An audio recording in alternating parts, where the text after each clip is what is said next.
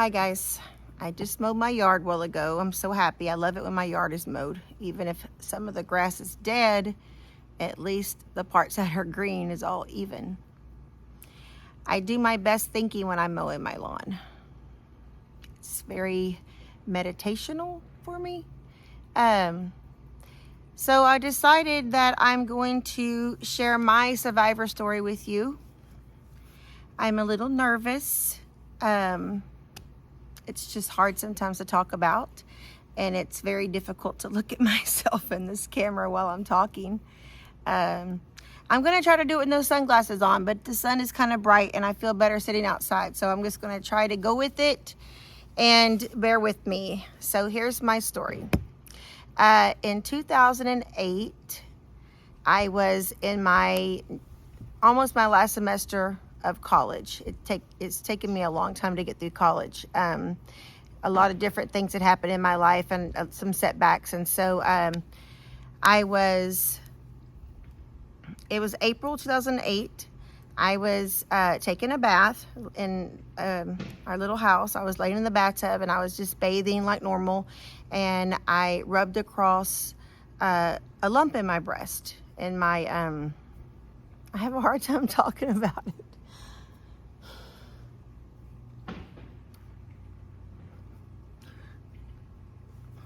In my, oh my gosh.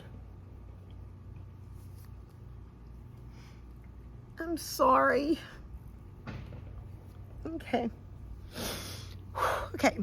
In my right breast, and there was a lump. And so I didn't think a lot about, I can't do this.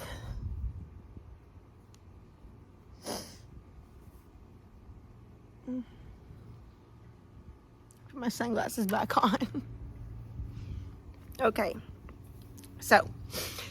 so I found this little lump and I didn't think a lot about it. And I told my husband, Robert, I'm like, I found this lump in this, like a knot. It felt like a knot. I'm like, I found this knot in my breast and I'm not real sure what to do about it. And, Robert said, he got freaked out about it. He's like, you got to go to the doctor. You have to go to the doctor. It's so important, because Robert actually had an aunt that had passed away from breast cancer. And they said that she would have possibly survived if she had gone sooner. So he was real adamant about it. Well, my Aunt Margie, my Uncle RJ's wife, Karen, my cousin Karen, I love her. She's like my sister. Her mother passed away from breast cancer. But she wasn't blood related to me, but that's really the only cancer other than my grandparents, but they were very old and they had different types of cancers. So the breast cancer I didn't really think it was going to be something that was going to run in my family or I was going to have. So I kind of just didn't think it was a big deal at first. And I'm like, okay, well, I'll call the doctor or whatever. And I just didn't think it was a huge deal. I just thought, well, one of the boys kicked me. They were little. That's why I cry. Not that I had cancer, but because my boys were so little and I was so scared. So Bennett was turning 5, Elijah was 3, and I went to the doctor, and I had a mammogram done. I went and saw my doctor first, and because I was only 36, and a lot of people weren't even getting any kind of a mammogram until they were 40, so I was only 36, and I see my OBGYN often. Like Elijah was only 3, so I'm still, visiting my OBGYN, but I had not had a mammogram. So I go, I'm going to try to take these off again. I'm trying to pull myself together. Okay, so I go to the doctor's office and they do the mammogram.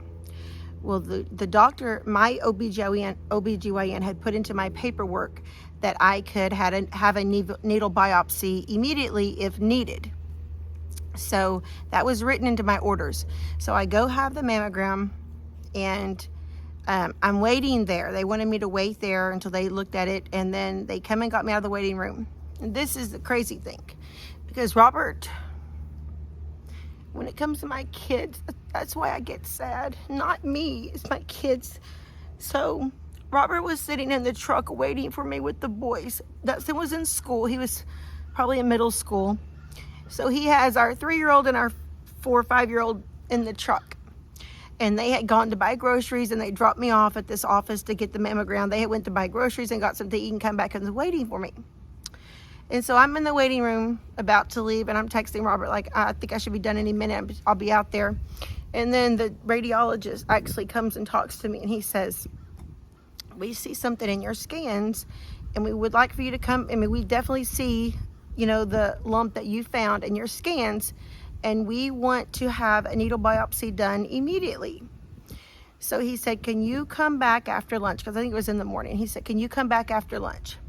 And I said, yeah, I'll come back after lunch. So I go out and I get in the truck, and I said, they want me to come back for the biopsy after lunch. And I'm telling Robert, you know, they want me to come back. And so we, you know, we're just talking about the different things it could be. It could be like, you know, people say they have these very dense tissue things in their breast sometimes, and it could be all these different things. And I'm like, yeah, it could be any of those things. And so he had to go to work. So my sister, Kim, she drove me back after lunch that afternoon to go have the needle biopsy done. And we did that. It's kind of crazy. What they do is when they do the biopsy, they take this little breast cancer symbol, like it's teeny tiny and it's metal, and they put it into the lump. So if it's not cancer, the next time you have a mammogram, that has that little symbol in it saying that it's already been analyzed. Anyway, so we go through that process, and they said, you know, 3 to 5 days we'll find out something. So, you know, my life is continuing on. I'm still going to college. I'm taking my classes. Still doing mom stuff. Dustin was in braces at the time. And so Robert worked afternoon shift. So he worked 3 to 11. So he was home in the mornings a lot with the boys when I went to college, or, you know, doctor's appointments or whatever. He was always there in the mornings. So this one particular day, a couple of days later, I'm sitting in the dentist office, and Dustin's getting his braces adjusted. So, like, you know, typical teenage stuff I'm just going through my life. And my OBGYN calls me, and they said, hey, Miss Martin, we have the results in, and we would like for you to come in so we can talk to you about, you know, the biopsy. And I said, well, can you just tell me over the phone? And she said, oh, no, that's not our policy. We have to tell you in person. You know, if you can just come in. And it's so nonchalant. Like, I was thinking, well, okay, it's nothing, you know, it's not a big deal. And I never thought it was ever going to be a big deal. I mean, I've always been a very healthy person, always healthy. I've always exercised. I've always ate pretty healthy. When I met Robert, he was really like a gym rat, and he was very healthy, and everything was about, you know, no fried foods, all these vegetables. So I had continued that in my own life. And so I'm like, it's just not going to be cancer. There's just no way it can be cancer. So I call Robert, and I said, they want to see us in the doctor's office. Well, they want to see me. And I said, I have Dustin with me. And I said, do you want to pick him up, or do you want to meet me, or what do you want to do? I said, I'd rather go right now and just get it over with and see what's going on. So Robert says, no, I'll meet you over there. So he comes, and he brings Happy Meals for the boys, and he brings Dustin a Happy Meal, or some kind of a meal. Probably wasn't a Happy Meal at the time, but anyway, once again, we leave the boys sitting in the truck, and Robert and I. So Dustin is there with the little boys, and we go into the doctor's office, and Dr. Mahan says,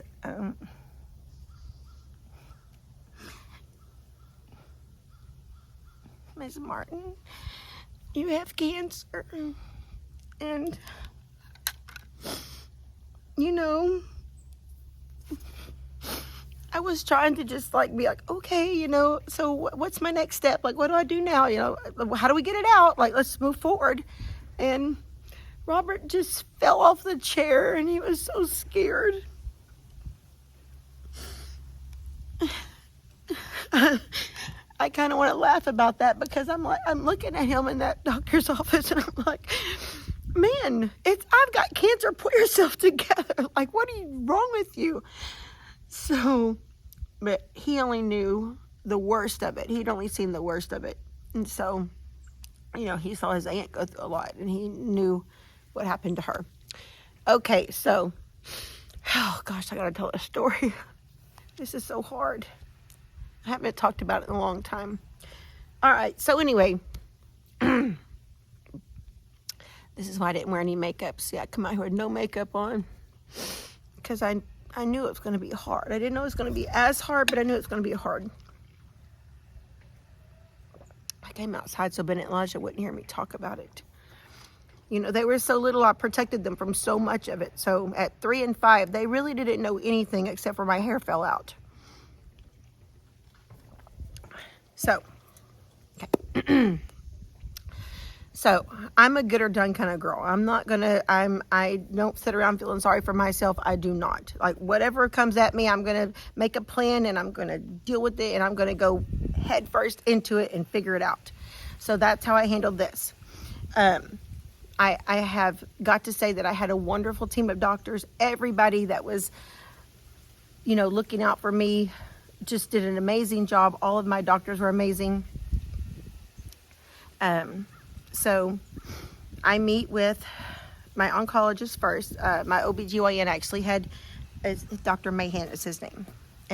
So Dr. Mahan set me up with my oncologist, and he was right there in the Humble area where all of my doctors were at in that area. I didn't go to MD Anderson. My oncologist actually worked at MD Anderson for many years in the breast cancer research department. He had his own practice in Humble, and I felt very confident and safe with him. So I saw Dr. Baltz was his name, Dr. Baltz, and I really liked him. So I saw Dr. Baltz, and then I immediately met with the radiation oncologist, Dr. Sands. She was the only female doctor on my team. We met, and they sent me to a surgeon, Dr. Ortega, who's very handsome, by the way.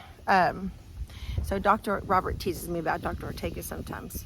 He said, I'll tell you that later. I'll get sidetracked. Anyway, so I had this great team of doctors. And so they tell me, you know, we're going to have this surgery, and we're going to have to, I went for all these scans, of course, MRIs, everything. And they said I needed to have a full mastectomy on my right side. And I was, you know, no one wants to know at 36 years old, you have to have your breast removed. Like, I had no option. It was like, we have to take your breast off.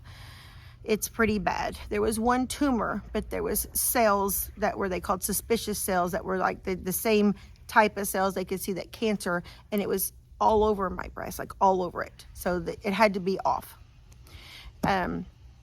So we see a plastic surgeon, of course, like, what are our options with that? And we heard several times that a double mastectomy was probably the best for us, you know, just because there's so many times that you get it out of one breast and it comes back in the other, or, you know, and my plastic surgeon said, you know, I'm starting with the blank canvas, so I can do my best work on a blank canvas. It's better than trying to match things. So we're like, okay. So,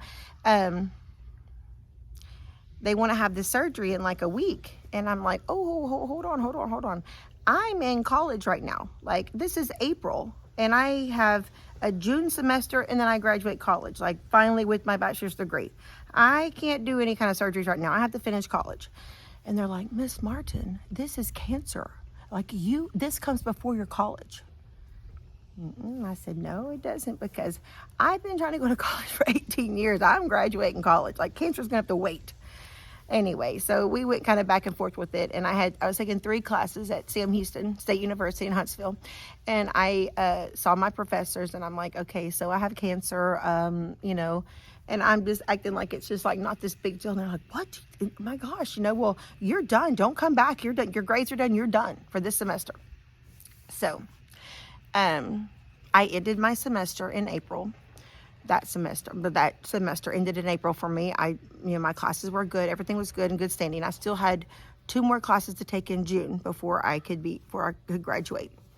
So I had a double mastectomy in May. I think it's like the first week of May, a couple of days into May. A double mastectomy.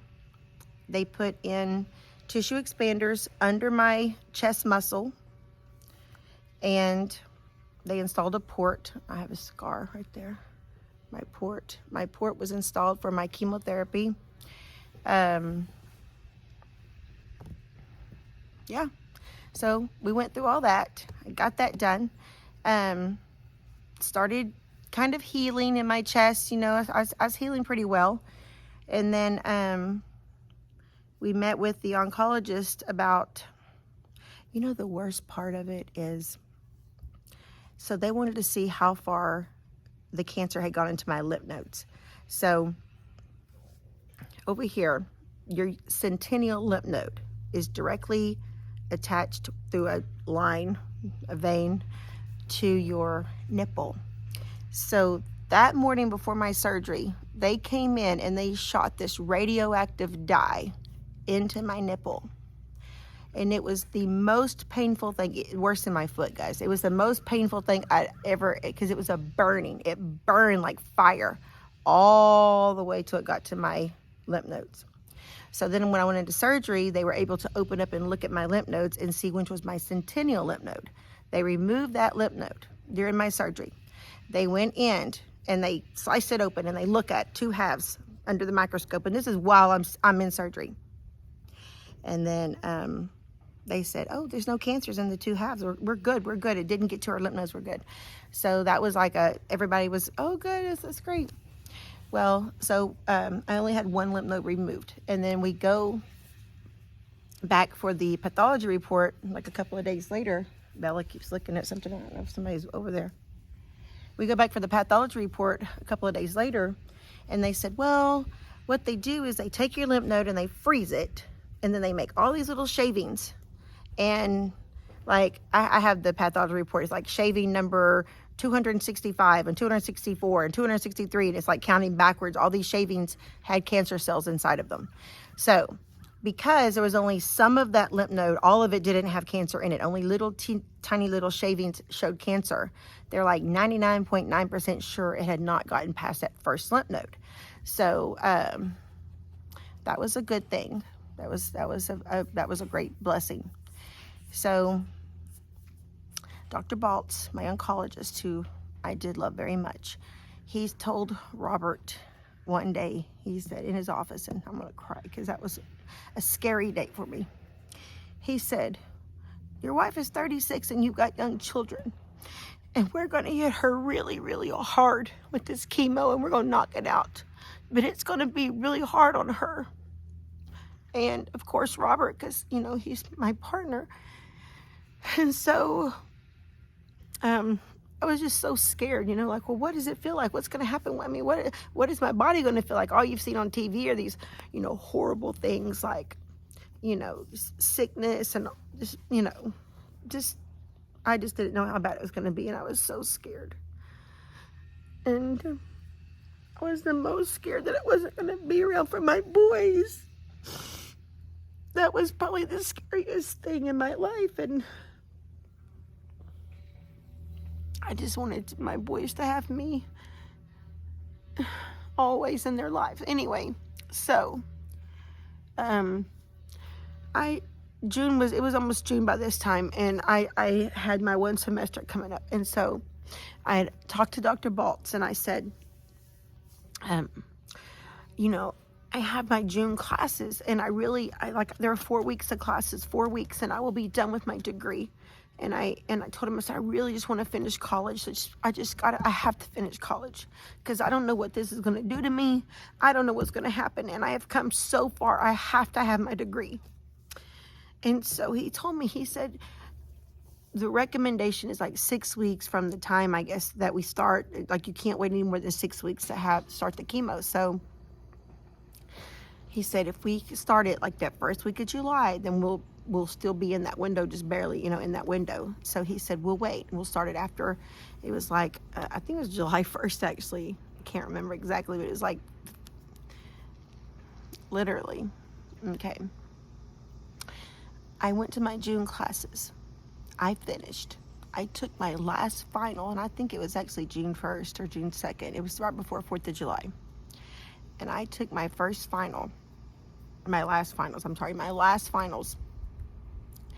And Robert met me at the doctor's office, and I got my first chemo that afternoon. But I passed my classes, and I had my degree. Okay, so we're at the chemo now. I had, mine was called TAC. They come in like acronyms, and it was like Cytoxin, and I'd have to look it up. I can't remember. TAC was mine, TAC. The A is adriamycin. And adriamycin, the nurse said they call it the red devil. And it is so strong and so powerful. And it was so strong that it could not go into my port within the time period that I was there at the doctor's office. So the way my chemo went, I had to do 6 rounds of chemo. Every 3 weeks, I would go in on Wednesday for my chemo. They would hook me up to my port, and I would stay there for about 8 hours. And they would put in the other 2 drugs, the T and the C. I know the C is Cytoxin. I don't know what the T is, Tactir or something like that. Anyway, they would put those into my body by IV into my port. And I will, I'd sit there and I'd take all the medicine. And then there was these little blue pills for anti-nausea that my insurance did pay for at the time. I don't even know now what insurance will pay for today. But I'd take this little blue pill every morning before I went in, and that was to keep me from getting sick. And then I would get the chemo, and then they put the adriamycin into it like a fanny pack. And I had this wire that come up and hooked to my port from the fanny pack, and I would have to carry it for 48 hours. Because it was so strong, you could not pump it in quickly.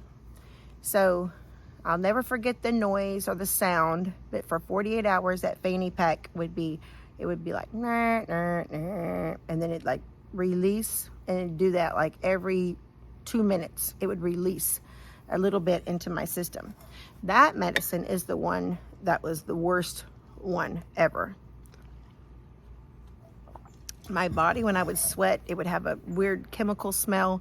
My mouth always had a weird chemical taste in it, which is why I'm now addicted to gum, because I would chew gum all the time, and now I'm addicted to gum. But, so that was the worst of it. My hair started falling out. My sister-in-law, Leanne, was very kind to me during that time period, and she helped me a whole lot. She came down and shaved my head the day that I needed to shave my head, because I've always had, somewhat, it used to be longer and thicker than it is now. I always had pretty nice hair, actually, to be very honest with you. But it started just coming out in clumps. Like clumps would just fall out, clumps. And I got it cut kind of short, like it was like right here, like to my neck, because I'd never had short hair. And then it was just still like everywhere. I would lay down, I'd sit up on the couch, there'd be clumps of hair everywhere. And they told me about 2 weeks after my first chemo, my hair would start to come out. And I needed to see a wig lady. They gave me a recommendation of a lady for a wig, and I would think about shaving my hair. So that's what happened. Leanne shaved my hair for me, and I was bald. What people don't tell you, okay, so I expected the hair on my head to fall out. I expected that. What I didn't expect to happen was that my eyebrows would fall out, my eyelashes would fall out. You don't grow hair under your arm anymore. You don't grow hair on your legs. Your pubic hair falls out. Everything falls out. There's no hair on your body. Nowhere. My arms had no hair.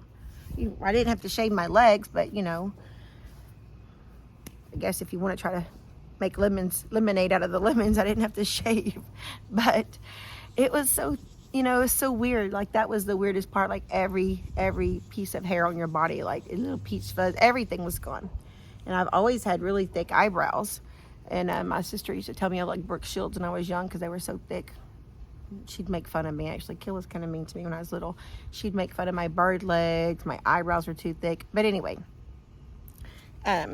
so I felt like I looked like a fat Charlie Brown, just this big round head and no hair. And they had me on some steroids to make my body stronger to be able to handle the amount of chemo that they were giving me. So it was pretty terrible. One of the medicines, I'm not sure if it was the adriamycin or it might have been the C word, the Cytoxin, but it gave me mouth sores. Oh, the worst thing. So my whole entire mouth, like inside my lips, my tongue, down my throat, all of my mouth would just break out with these horrible, horrible ulcers. And I would put like, I used to get that Blistex, and I would just coat my whole mouth with Blistex.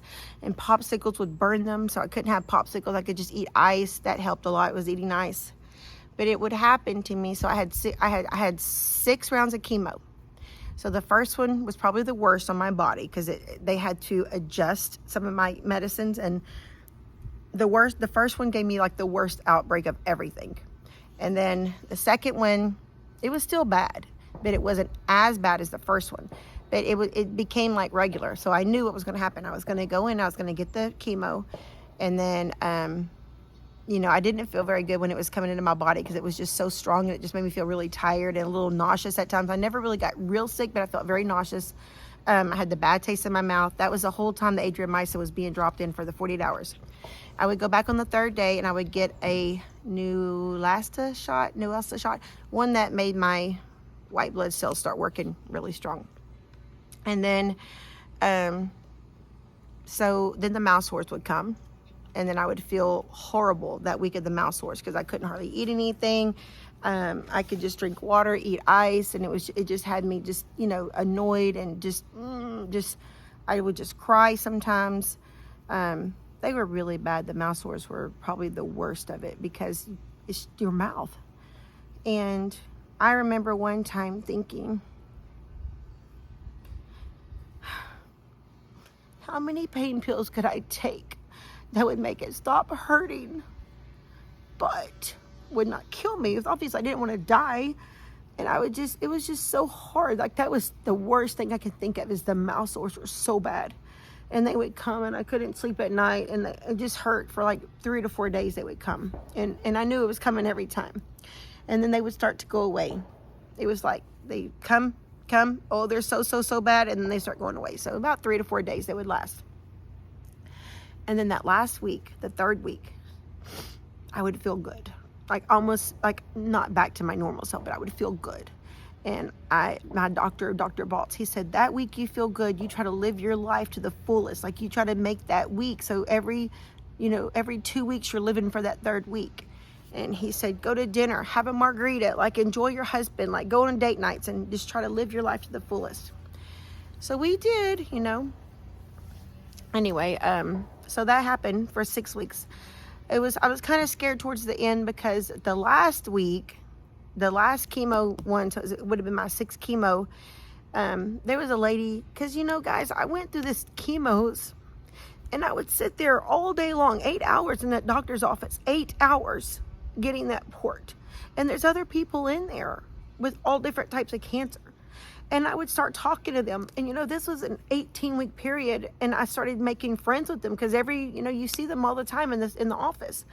And one lady had passed away.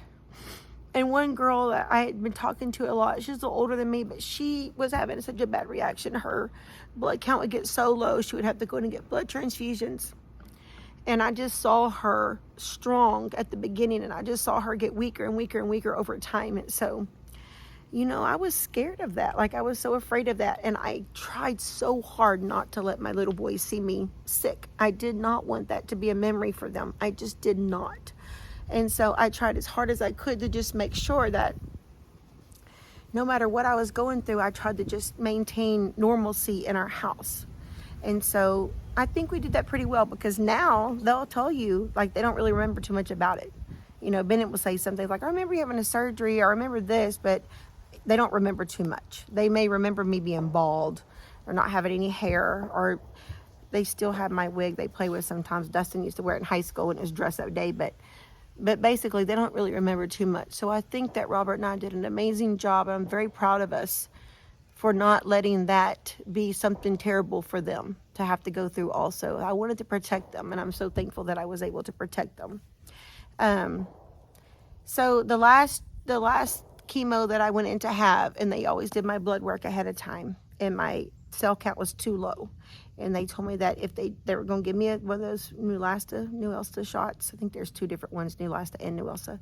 Anyway, they were going to give me the shot, and they were going to see if it didn't boost my blood count, because if not, I was going to have a transfusion. And I just thought that would just make me so, like, I was going to be sick. I didn't want to be sick. I just want to be, okay, I have cancer, but I'm not sick. I didn't want to be sick. And so the shot worked. I was able to, when I went back in a couple of days later, have it checked. My blood count was high enough. I was able to get the chemo treatment, which was my last one, and I wanted to get it over with. And so I got that last chemo treatment done. And then I had to start radiation. So I did 30 rounds of radiation. You go Monday through Friday for 6 weeks, and you get radiation. They put little tattoos. There's one on my neck. It was just like pretty much just square, like down, over, and then up. And so so it was just this big square. So my neck, all through here, under my arm, they radiated where my where the lymph node was taken out, and then that whole breast area. And you even have breast tissue up a little bit into your neck. So my neck also got radiation. So I didn't really have any problems with the radiation. One day, this lady asked me, she said, "Did you tan? Did you lay in tanning beds?" I said, "All through my 20s, I was tan." So I guess my skin held up a little bit better than some people, because I had tanned so many times in a tanning bed. So my skin was a little tougher than other people's may have been. So the radiation wasn't that bad, really. So I handled the radiation pretty good. You get like a little sunburnt feeling, and I had a cream that I'd put on there, which helped a lot. But the radiation causes a lot of scarring, like internal, like scar tissue. So like when I can't hardly raise this arm, and I've got this, well, I had rotator cuff surgery on this arm not very long ago, but even before that, there's scar tissue all right here that builds up. And it's even in my neck. Sometimes I can like move this neck better than I can move this side, because that scar tissue pulls down where I had that radiation. So I have to stretch a lot. It's been 15 years, but I still stretch a lot to try to work out that scar tissue. It was really painful though, because my rotator cuff was torn. I had that surgery this year, and not being able to stretch for several weeks was horrible, because when I finally had to start moving my arm again, that scar tissue had like tightened up, and so it was really even more painful to try to stretch it out after having that surgery. So got done with the radiation, I think a little bit after Christmas, and then so that was 2008. So now we're in 2009. I had my exchange surgery. So that exchange surgery is where they go in and they take, well, I'll tell you how they made my boobs bigger the whole time. So this is pretty interesting to me. So they put these expanders under my chest muscle. And so now my nose is running because I've been crying. They put these expanders under my chest muscles. And then every couple of weeks I would go in, and I had these like little circles with like a magnet on the end of it. And he would find that little magnet, boop, and he would attach his little syringe to that. And he would just fill them up a little bit with saline until they were pretty close to the size that I had decided that I wanted. So there's so much to this story. It's very interesting, actually. This is not the sad part. This is where I'm finally happy, because the cancer's gone. I'm done with my treatment. My hair was starting to grow back. I was starting to feel better.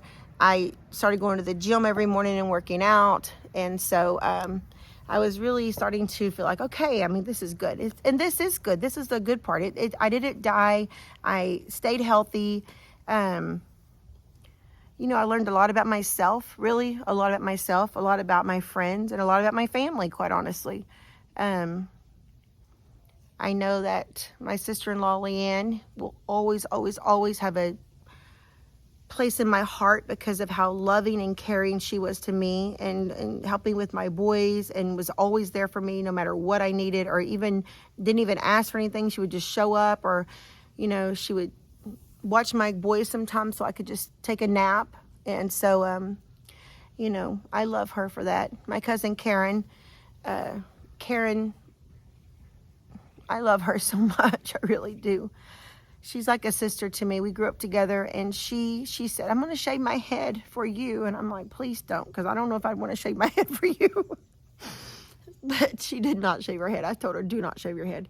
But, my Aunt Margie died of breast cancer. So Karen, she lived through it as a teenager with her mom. And I know those are some so deep scars that she has from that.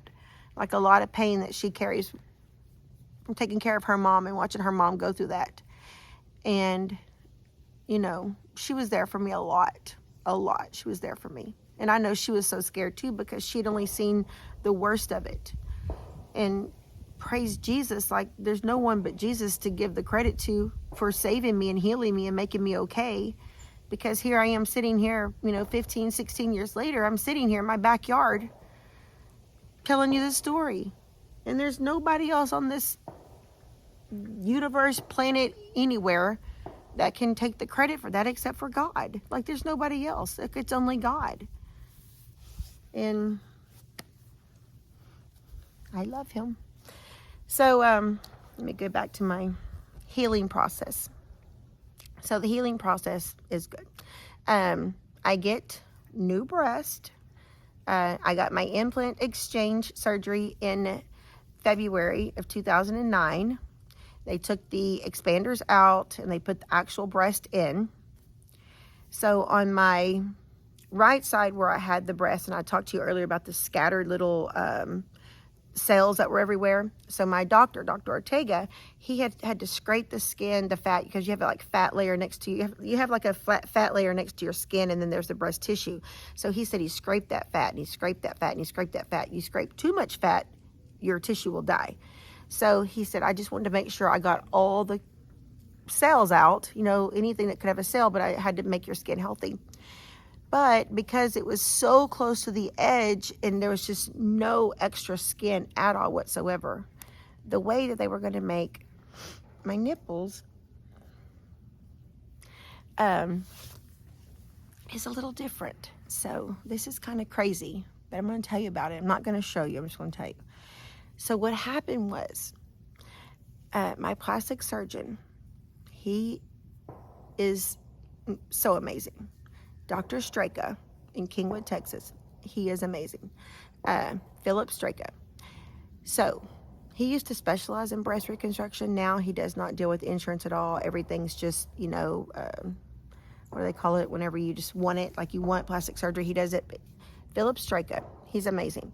So he tells me, I told him, I said, I want to have some type of a nipple. Like I want it to look, I don't want to look, I've been blurred out in it. And I want to have something that looks like a normal boob. And so what he came up with was to tattoo a nipple, a 3D nipple, onto my hips. And then after the tattoo healed completely, and we were very happy with the way the nipple looked, because tattooing onto my breast was a little risky due to the amount of, the skin was just so tight, and he was so afraid he didn't want to puncture that implant. So we tattooed the nipple onto my hips. So I had 2 nipples on both hips. 3D nipples. Really cute nipples. And when they healed completely, we went back into the office and they cut like an eye shape above, and they took that nipple off and they skin grafted it onto my breast. So my nipples were skin grafted onto my breast.